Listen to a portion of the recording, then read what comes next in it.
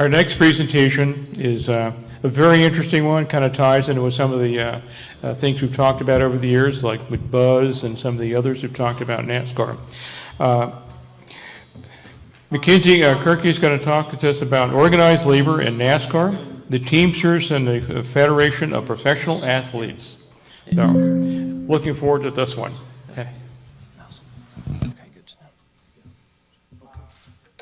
Okay. They only see this. That's just your next slide. Okay. Well, good afternoon, everyone. My name is Mackenzie, and today we'll be talking about organized labor in NASCAR, the Teamsters, and the Federation of Professional Athletes. Sorry, folks. Oh, I'm sorry, go ahead. Yeah. Yeah, can you hear me now? Okay, I'm going to move it up a little bit, or maybe too much up. Technology. So just as a little introduction to the... Now it doesn't want us. There we go. Got it.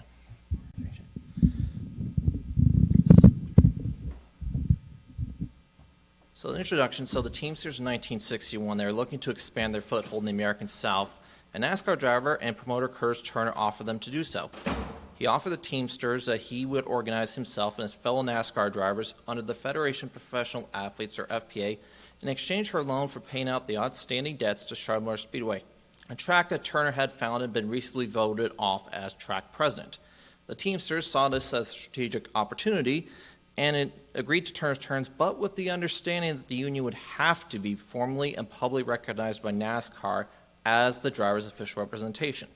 So what are some goals about the presentation? Well, to establish that Turner's main goal for even founding the FPA to begin with was to get himself reestablished as the president and principal officer of Charlotte Motor Speedway.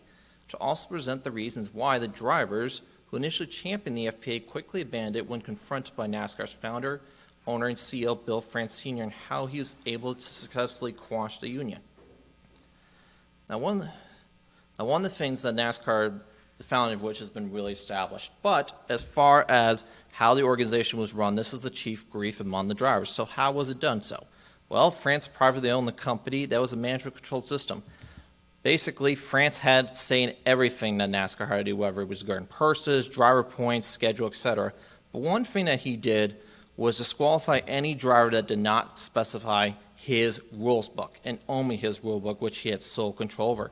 And this happened in 1949 with the first Grand National race, which we know today as the NASCAR Cup Series, when driver Glenn Dunaway was disqualified by France for having a illegal piece of wedge in his springs that helped the car turn better in the corners. Now back then there was no appeals board for NASCAR, so whatever France said was final, except Dunaway's owner, Hubert Westmore, decided to sue NASCAR for $10,000 to have Glenn Dunaway reinstated as the race winner. The first true case of someone going up against Bill France and testing his authority.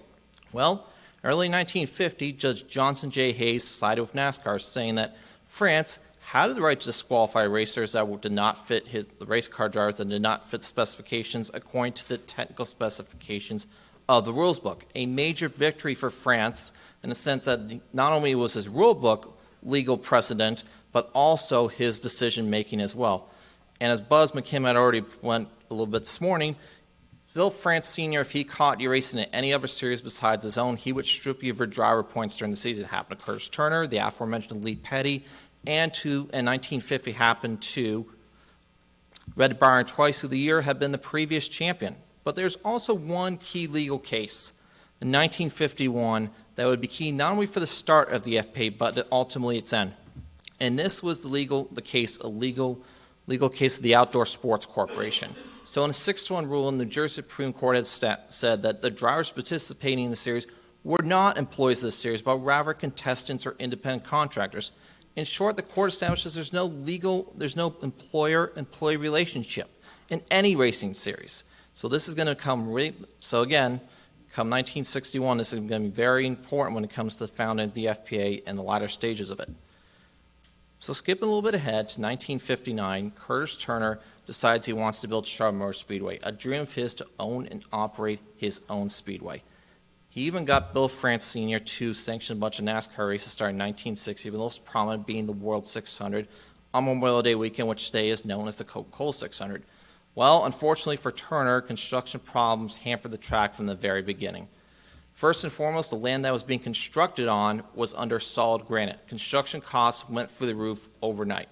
It also did not help efforts that over 3 feet of precipitation fell in the fall and winter of 1959-1960 alone. Despite enacting 12-hour workdays for the construction workers, the track could not have the race ready for May of 1960. It got pushed back 3 weeks, in large part because half the track wasn't even fully paved yet. That's how bad the construction problems turned out to be. And they only got it done, the paving job, within about a day or two of the race actually ready to go. So how did the World 600 turn out in 1960? It was a complete disaster. That's right, you're seeing Lee Petty and Bobby Jones' cars respectively with windshield and grille coverings made out of chicken wire. Now, why did they have to go to this extreme? It's a little hard to see here, but there's potholes. The track themselves, the fact is if you don't let the pavement harden, it's going to create the potholes, and the problem was the chunks of asphalt were going so bad that they threatened to go through the windshields of the drivers themselves and even the grills of the cars that would pretty much kill the motor. The race itself was an absolute disaster for Turner. Out of the 60 drivers that started the race, only 18 finished. It did not help things that Bill Francine disqualified Lee Petty, Richard Petty, and Junior Johnson for what he called illegal pit entry and stripped all their prize money.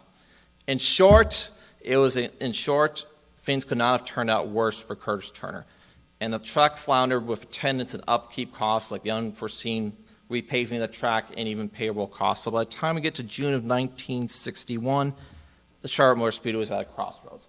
It's facing over $800,000 in debt. And the track board is given an ultimatum. Remove Curtis Turner immediately from all positions, whether it's the board, the presidency, or the track will be foreclosed on. So that's exactly what happens. And now Turner, in his mind, after being forced to resign as president and bullied off the board of directors, has one goal in mind: regain control of the track in any way he could. And he only saw one way to do so: get the debts paid off that the track owed. And this is where the Teamsters Union comes in.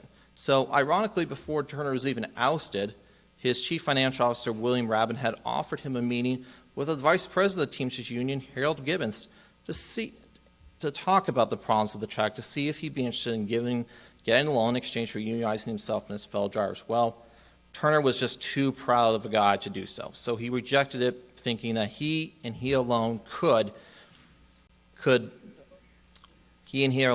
solve the track debt's problems. So what ended up happening was Turner at this point realized, I need to go see the Teamsters again, see if the offer still stands. And it did. So Curtis Turner, along with his fellow driver Glenn Fireball Roberts, one of the most respected drivers of the early NASCAR days, decided to go to Chicago to meet with the Teamsters, and in early August hammered out the agreement for an $850,000 loan for unionizing as many NASCAR drivers as possible, and with the understanding that this would have to be formally and publicly recognized by NASCAR as their representation. So once the meeting is done, Turner quickly goes to Bowman Gray Stadium on August 5th to talk to his drivers to see if they'd be interested in.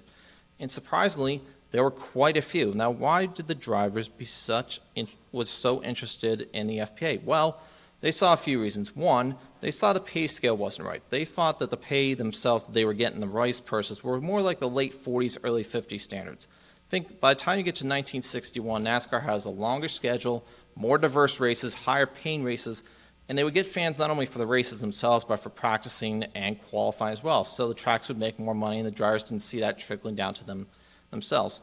Also, once you retired from NASCAR, there was no retirement system. You had no pension. You had no benefits. But above all, the drivers saw one thing. They saw Bill France having all decision-making in any NASCAR decisions, and they had no say. And they saw this union as a potential for them to finally get in voice of NASCAR's decision-making. So once they're doing that right under Bill France Sr., do you think he's going to just let it go? Of course not, he doesn't. So first thing he does on August 6th through the 7th is call his fellow track owners and promoters to see if not only they would be behind him, but behind him for one particular reason, a ban. France wanted to ban any FPA driver competing at any of his races at any of the tracks and wanted to make sure the tracks themselves would enforce this ban by escorting any drivers from the property and seizing the NASCAR licenses if it came to that. But he also wanted to do one other thing, go to Washington, D.C. Now, in early 1961, who's the one guy you want to see in Washington, D.C. if you have a Teamsters Jimmy Hoffa problem? Specifically, someone who's confronted Hoffa, maybe in the televised, not so much debates, but grillings. That's right, Attorney General Robert F. Kennedy. And does France have an appointment to go see him? Of course he doesn't. It's Bill France.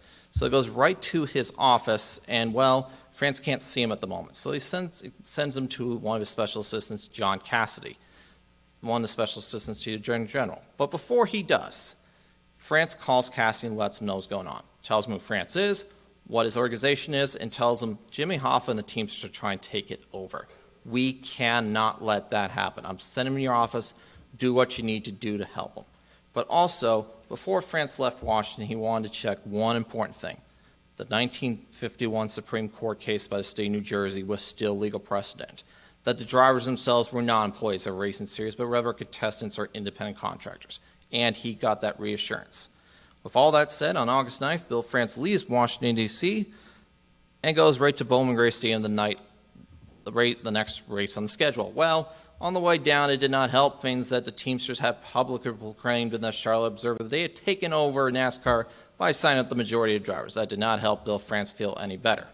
So, Bill France, before the race, quickly meets with the drivers and lets it know, any driver after tonight's race that's an FPA member will be banned from NASCAR for life. Yes, he had a gun. Yes, he showed it and threatened them, but he also reminded them a few things. Any support you would get from Detroit will be taken away if you stay with the union. Anything in that regard. Also, if you have any workers like a mechanic, now you're going to have to pay them overtime. Time and a half on Saturday, double time on Sunday. And he offered the drivers to sign these cards. Renounce your union membership. Pledge your loyalty to NASCAR. No worries, I'll even do something that's going to really make you happy. I'm going to offer you a committee. Ned Jarrett, you can lead it. And we're going to seek to improvements in NASCAR. If you have any grievances against me or any questions, any concerns, go to this committee. But the question is, after all that's done, did it convince the drivers to change their mind? Well, it did. And why did the drivers abandon this union so quickly? Well, France had offered to address their main grievance. Have a grievance committee, listen to all the complaints and whatnot, and maybe have a say in NASCAR decision making. But by the time you get to early 1961, NASCAR was no longer a hobby for these drivers. NASCAR at this point, with an extended schedule of high-paying races, drivers did not work in the mills Monday through Friday and go race on the weekends. NASCAR was their livelihood, a way that they made a living for their families. That's the way that NASCAR was to them. And also, we have to remember, Bill France had monopoly in Southern Star car racing. You just couldn't go to any other series, make the same amount of money, make a living for your family. France had control if whoever owned the racetracks or sanctioned races with other track promoters who were behind them. Remember, the reason track promoters were behind them too is these are the big races they get every year. This is where the most money is made for the attendance, for everything, for gate receipts. The drivers had nowhere else to race. And we cannot forget about the perception of the Teamsters Union itself. Not just between Jimmy Hoffa and Robert Kennedy, but also the perception of the Teamsters Union, or as Bill France liked to call them, gangsters, or thugs, or corrupt, or anything like that. So, the good news for Courage Turner is he still has Fireball Roberts, who was the FPA president, but 2 days after France met with the drivers, Roberts surprises everyone and renounces his union membership. He resigns as president. And of course, Bill France welcomes him back right away. Now, Roberts was asked, why? Why did you abruptly resign your membership? And it goes back to the very last point, the perception of the Teamsters. He sees the Teamsters Union doing more harm than good when it came to NASCAR racing in itself. So, what does Courage Turner think the next move is? Well, I still got Tim Flock. Let's see if France really is going to enforce this ban. You know, he's just all talk. He's not going to do anything. Let's go to a modified race, one of the lower divisions in NASCAR in Roanoke, Virginia. Is he really going to do anything? Well, track officials are waiting for him. As soon as Turner and Flock get there, they're confronted, they have their NASCAR licenses seized, they are banned from the track. Just a couple days later, on the 13th of August, the next Grand National race, or Cup race, is held in Nashville with not a single FPA driver racing, just what Bill France said would happen. So at this point, Turner only has one card left in his deck, and that is to sue Bill France and NASCAR to be reinstated. And this happens in September 1961. Well, NASCAR simply brings up the legal precedent of the 1951 case. And before you know it, early 1962, Circuit Court Judge Robert Winfield agrees and tosses the lawsuit out of court, and Turner and Tim Flock are banned, at least for the time being. But the question we haven't talked about the Teamsters, why didn't the Teamsters try harder to save the union or get more involved? Well, they had a lot of other problems going on with them. First and foremost, in Cincinnati, in late August of 1961, they have 4 of their own branches trying to defect to the AFL-CIO. And not just there, but in St. Louis and San Francisco and elsewhere around the country. Jimmy Hoffa did not want to let that happen. He personally flew to these places to make sure that he would convince them to stay, or maybe in his words, remind them who's boss. So, with that being in mind too, but also the Teamsters realized the union itself was not worth saving. You had gone from maybe about 10 to 12 drivers on the August 5th to down to 2 drivers. And it was one of the rules that they had violated. Curtis Turner, before suing NASCAR, had abandoned all union membership in the sense of trying to recruit efforts. Nothing like that was done.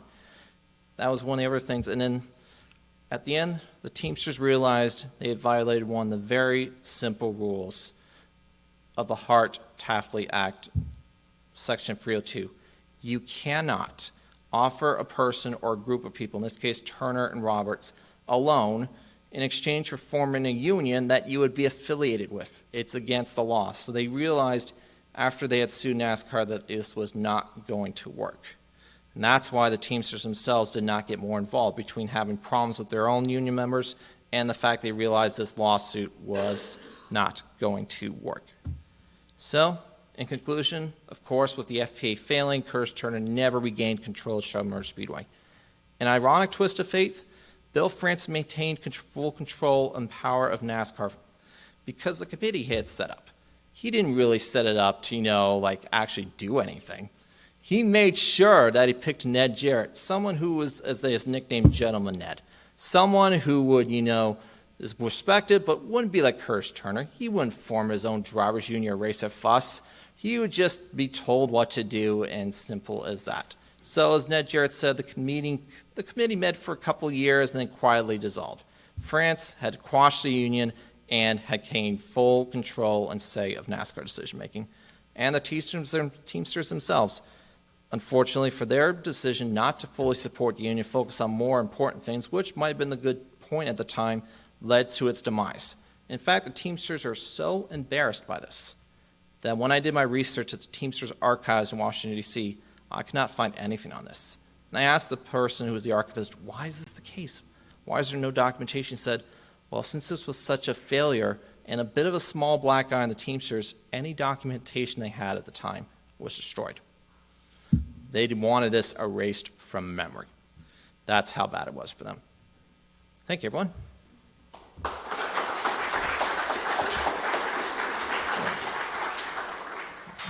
That was a very good explanation, one of the better ones I've heard. Nothing against you, Buzz, but that was really good, to the point. We're going to take some questions right now. Hang on. I was on the board of International Speedway Corporation from 1980 to about 10 years. John Cassidy was their go-to Washington attorney, even in those days. So he had a long tenure working with the France family after he left and went into private practice.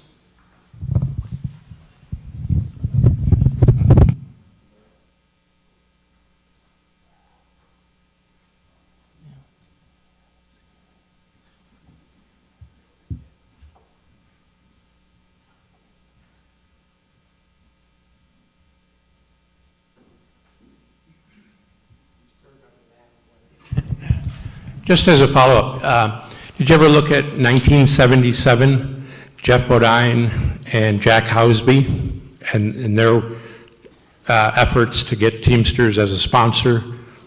No. Okay, you ought to look into that one too. It's pretty interesting.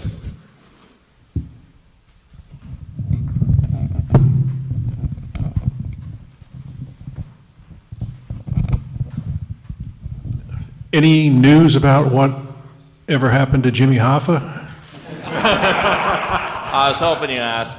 Now, as a Martin Scorsese fan, with the movie The Irishman, I have to believe that you cannot find the body of Jimmy Hoffa. If the movie is correct, and I believe it is, there is no body. He was whacked, and then they pretty much incinerated him, turned him into ashes, so I don't think you're going to find a body. Mm-hmm.